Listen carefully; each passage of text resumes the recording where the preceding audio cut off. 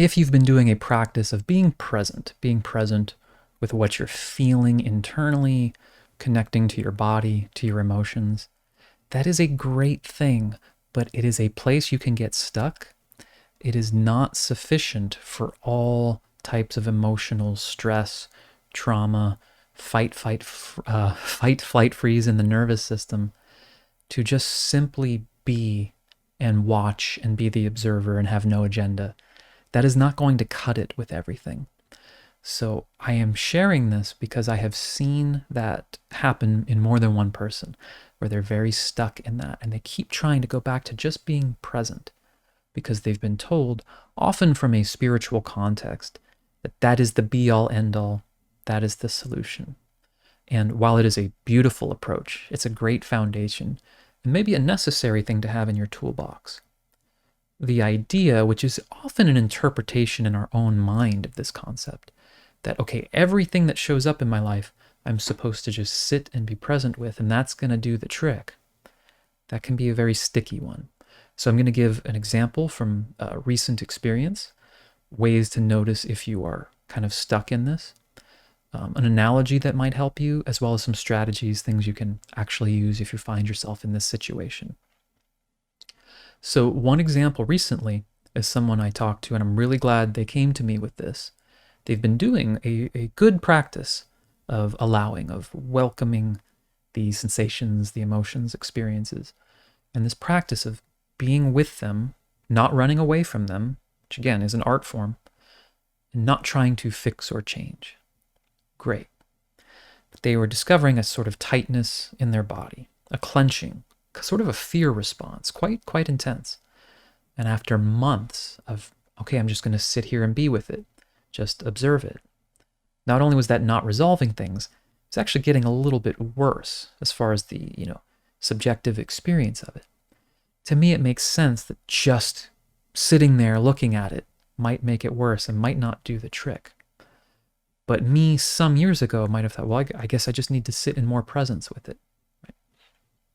So an analogy for this that might be useful, and I think actually translates fairly well, is let's imagine you are walking along the street and you are someone who's particularly aware, you notice things, and you notice there's a child just gripping on to, let's say, a diving board, like into a swimming pool, hanging on for dear life. They're really afraid. They're really hanging on tight. And great, you are the first person to see that, and you go over to acknowledge something is happening here. The child is going to feel some relief. Great, I'm finally being noticed, right? And this can happen in your inner world. There is a value in, oh, good, someone's finally paying attention to me. Now, you go up to that kid at the diving board, and you say, okay, I'm here, and I'm just going to sit here. Just going to sit here and watch you hanging on.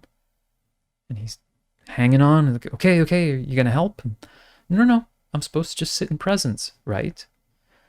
Now, that would be absurd and almost cruel in a way. It's like, okay, I see there is an issue here. It's not being resolved by me just standing here looking at it, but I'm not going to do anything else because the practice is to not engage, right?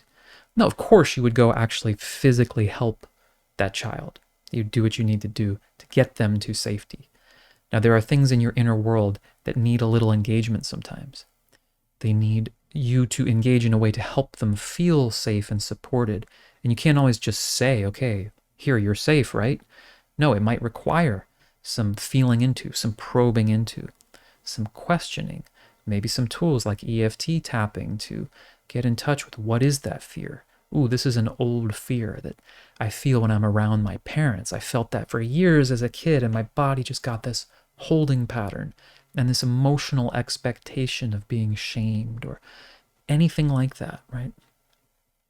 That might be necessary. Now, clear presence, for lack of a better word, is open to doing anything, right? Presence itself does not imply we just sit and watch. Presence is that obvious sign that, okay, this needs some engagement. What happens is we hear things like presence or just be with things, and it gets interpreted in this way where we're just supposed to sort of stare at everything and hope for the best, and it's supposed to resolve itself. That is a concept in the mind that's worthy of releasing and letting go of. I have a couple videos on here. They're called the foundations, which can just give you this outline of, yes, it's important to first be able to move things from the unconscious to the conscious, which you're doing beautifully when you're practicing being in presence, being in awareness. And that can be part of step 2, which is cultivating a sense of safety. But sometimes more than that is needed. I also have an ebook for free, pretty short in the description, called You're Not a Repair Project, which can give you some tools to how to actually engage and communicate with these parts of you, ways of conceptualizing it, like imagining it's a child, and you wouldn't just stare at the child and say, well, no, I'm just supposed to sit here and be with you. Again, it's better than not being with them, but it's not always enough. So these are some things you can explore, and if you find yourself in this situation, the thing I highly recommend you do is let go of the ideas you may have been taught or interpreted about what it means to stay in presence, and be open. Be open to the idea of, hey, whatever is needed for my emotional resolution or healing, regardless of what anyone says, I want to find what works for me.